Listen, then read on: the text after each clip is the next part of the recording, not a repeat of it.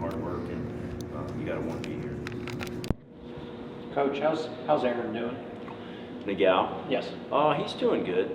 I think we'll have him back on the mat towards the end of the week. He's just, we just have, I'm sure every program's the same, so, you don't want to be the complaining program.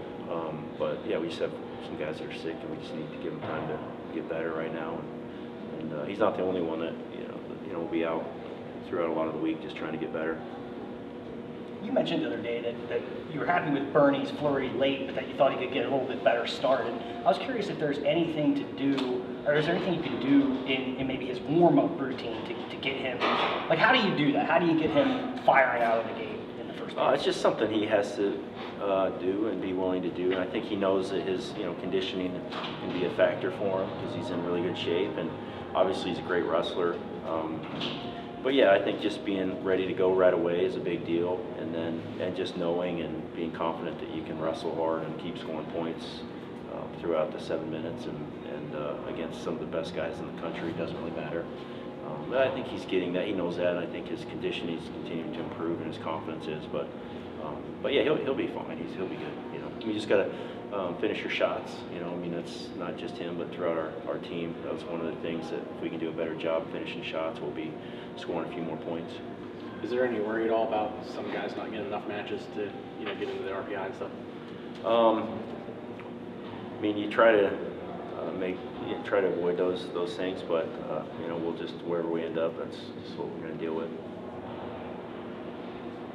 Given where Starachi's at this point in his career, you mentioned obviously the COVID years, that type of thing. Do you guys talk at all or think at all about the streak, or how do you get him to erase that from? Because I'm sure it's probably the last thing from his like his winning streak. Yeah. How do you block that out?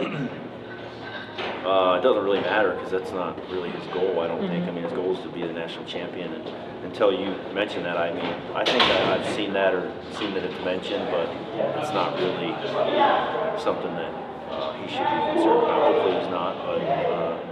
But he was a guy he'd been sick for over a month, and he's starting to get better now, thankfully, and kind of figured out what the problem was. And that's not my place to say, but he's a tough kid, and he's wrestling.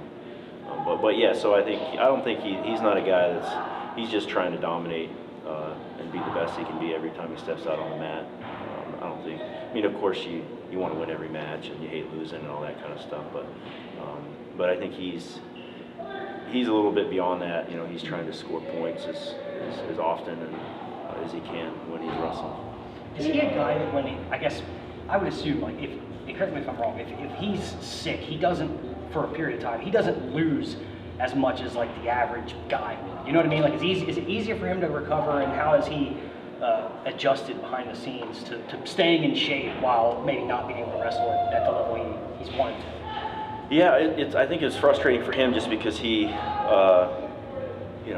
just wants to wrestle really well every time, and I don't know if he's missed any matches before this year, so it wasn't something he was really excited about. Obviously we weren't excited about it either. You want to have him in your lineup. But yeah, it is different. These guys are in great shape, and just their core temperature is on average lower than the general population. So you hope the doctors are. A small spike in their temperature is different than somebody that's just coming in off the street, and so we kind of struggle with some of that stuff sometimes. But yeah, he's ready to roll now. I don't know really what your question was, I guess, but he's going to compete. He's a tough kid. He's always been a ferocious competitor, and even when he didn't wrestle well, maybe he was sick, or maybe he just didn't manage his weight right, or sometimes you just aren't the best that day, he still gives a great effort, and that's he's a very, very special competitor. Can you talk a little bit about what Baylor Shunk has mean to your team? Yeah. He's not one of the guys that's in the lineup regularly, but yeah. He's always ready to go. He's always, he's wrestled, I think, several matches for us this year, and he's very consistent. He's going to give a great effort. He's one of those guys that make the team better in a lot of ways. Obviously, he's a great competitor, but he's one of the, he's a peacemaker, and he brings people together, and he makes a team stronger, and you know, he's just a good guy. In addition to all the wrestling stuff, just does everything right. So, yeah, it's guys like Baylor that really pull teams together. And you know he's just very consistent in everything that he does, and just a straight shooter, honest, hardworking, consistent kid, and that's those are the people you really admire, and really appreciate having in your program. What's an example of his peacemaking ability? He's just good friends with everybody on the team. Doesn't matter where you're from, how old you are. I mean, he treats everybody with respect, and he's kind to everybody, and he just puts fires out. I think natural tendencies is just to throw gas on fires and things. He's a guy that if there's an issue, he's going to help address it and not feed it. So those would just be a few things. But yeah, I mean, everyone on the team would consider him a friend. That kind of a guy. When you go into intermission against a team like Nebraska, that dual score is still relatively close to that point, do you tell your upper weights anything different, really, or just kind of? No, I mean they know. They know. I mean we're ready to go. I mean this year we haven't probably been, but in the past we've been behind and in tight scores with the same group of guys. So it's not that big a deal. I mean you can deal with a little bit of adversity, or it doesn't really change what they were planning on doing anyways. I mean, they're still trying to go out there and do their best and score points. So, yeah, I don't think we're not back there panicking or anything, And if we get our butts kicked, we'll figure it out and learn from it. So it's win or lose, tomorrow's coming. So we're still just going to try to get better and do what we do. Just a calendar quirk that. Coach, have there been any teachable moments over the past few weeks for Braden and Tyler as true freshmen in the starting lineup? Well, I think the big matches are every time you compete, especially against a top-notch opponent, you're going to learn something. I mean, there's so much to learn. It's just you got technique, you have preparation, you have mindset. Yeah, I think they're both learning and getting. That experience is sometimes expensive, as they say, and it hurts a little bit, but it's also invaluable. So, they're two guys that have the ability to be right in the mix when all is said and done. Is it just a calendar quirk that conference teams were able to get a non-conference match in this week? NCAA first game,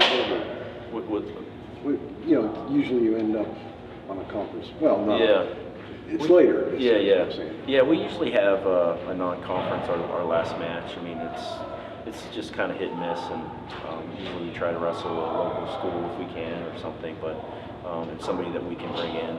Edinburgh was willing and happy to come in. So it's the senior night stuff. We don't put a lot of emphasis in that because it's really not senior night. I mean, Saturday night of the NCAA tournament is senior night really for those guys. Not this dual meet, but it is for the fans. Most of the fans, this will be the last chance they get to see him in person. Should we expect everyone to be going on Sunday, or anything you can tell us about that yet? Yeah, I would hope so. I mean, we're still a few days out, so we'll see when we get closer. But like I said, we got guys that won't be practicing for a few days, still trying to get healthy. When you were recruiting the senior class, is there anything that stands out that you're like, okay, I remember this from recruiting these guys, or anything from kind of those recollections? I mean, it's a range of guys, thinking about who could be and who is a senior, and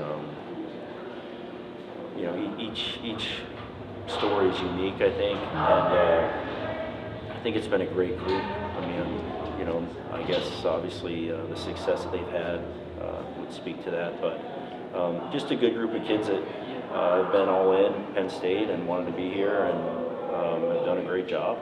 We just want to help them and see them through and help them reach their goals. I mean, that's what I think about every day, is just trying to help our guys reach their goals.